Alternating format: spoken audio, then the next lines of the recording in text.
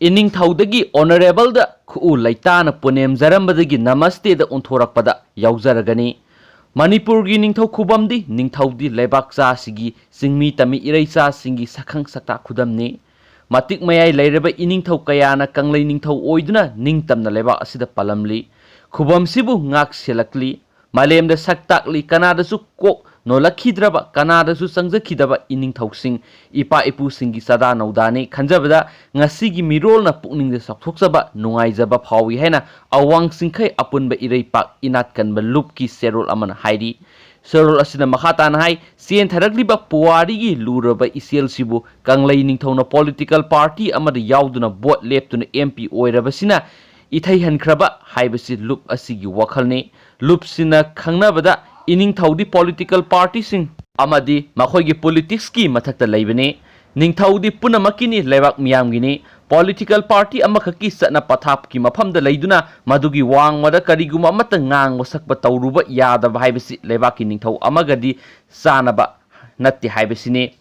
अपुन्म भारत ओइद्रिङैद लेरम्ब लेबाक कयागी निंगथौसिंगना मखोइगी लेबाक मियामगी मसागी अपामगा लोइनना लेबाकतुगी अपुन्बा भारत अमगी स्टेट ओइरबा मतम असिदा मखोइना बोट लेप्तुना एमपी मिनिस्टर प्राइम मिनिस्टर फावबा ओइनरिबनी हाइबा वखल असिदा मणिपुरगी वफम लमसिलुबसु थोइना चानबा वाटपा अमा लैब्रा हाइबसी लुप असिगी वफमने मरमदी लेबाक असिना भारत तिनखिबा असि लेबाक असिगी मियाम हुपना यानखिबा लैखिदे भारतना नमहादुना तिलनखिबना थवोंगसि लाली चुम्मी हैना येनबगी वफम लमदमसिदा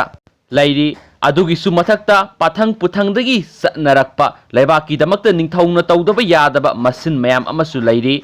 लेबाक असिगी लौ इंखोल सिंग पात तुरे लंथुम पुनमकी मपु ओइरंबा निंगथौगी सदाना लंथुमगी अवाबा मायोक नरमद्रबदी कोनुंगी लोइसंगसिंग निंगथौगी इमुंग मनुंगी वफम ओइबना हिरमसिदा लुपसिगी वफम पंजरोय निंगथौना एमपी ओइबा यानिंगबा यानिंगदबगी याका येंगलगे एमपी ओइबगी फिरेप लौखिबसिगी मतंग असिमदी लेबाकी मियामगी इकाई खुमनबा ngaknabagidamक मालेमदा ख्वाइदगी मपांगल कनबा इंग्रेजी सिंगना मायोकनरखिबा इरैबाकसिंगी इनिंगथौ अंगमथौ लंजंगलोइसिंग लालोइसिंगी मतंगदा लमदमसिगी पुवारिगी लातमदा सटलिबसिगा ngasiगी एमपी इनिंगथौगी मतंगदा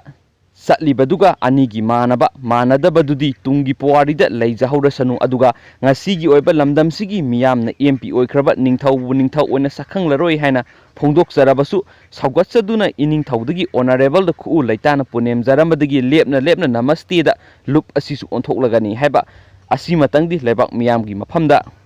फोंदोरकले अदुगा मयाम यामना मरुइबा कंटेंट मसांग खतंगा लौथोकसरगा मैम शेयर तौजरमगे था असगी कुनमंगा फावबद लेसत असगी पॉजिटिव ओइखिबा मियोय लिसिंग अमगा यांखैगे तरुकी मनुंगदा चमापनगा कुनगा मथोइदी सही तरागा मापनदगी निफुगा मापन फावबगी मनुंगदा लैबा ngaktani hainasu serol aduna panbaga loinena tamenglongda था असगी कुनगा मंगा फावबद एक्टिव केस चामागा कुंथ्रागा तरे लैदुना ख्वाइदगी वांगबदा लै हाइरी अदुगा पॉजिटिव ओइरबा मियोय चौंगागा कुनगा मापनदी था असगी कुनगा मंगा फावबदा दिल्लीदगी हलकपनी हाइरी हेल्थ की डायरेक्टर चेयरमैन ओइबा कोविड एडमिशन कमिटी अमसुम सेमख्रे हैना सेरोल अदुना पनबगा लोइनना लाइसेट असिगी लयोंग उत्पसिंग रिम्स नत्रगना जेनिम्स ता एडमिट तौगनिसु माहाउसना मखाताना फोंदोरली अदुगा मैम पाव अनोबा हेलाप अपडेट पिबंगमनबा होना जरके एंड थैंक यू।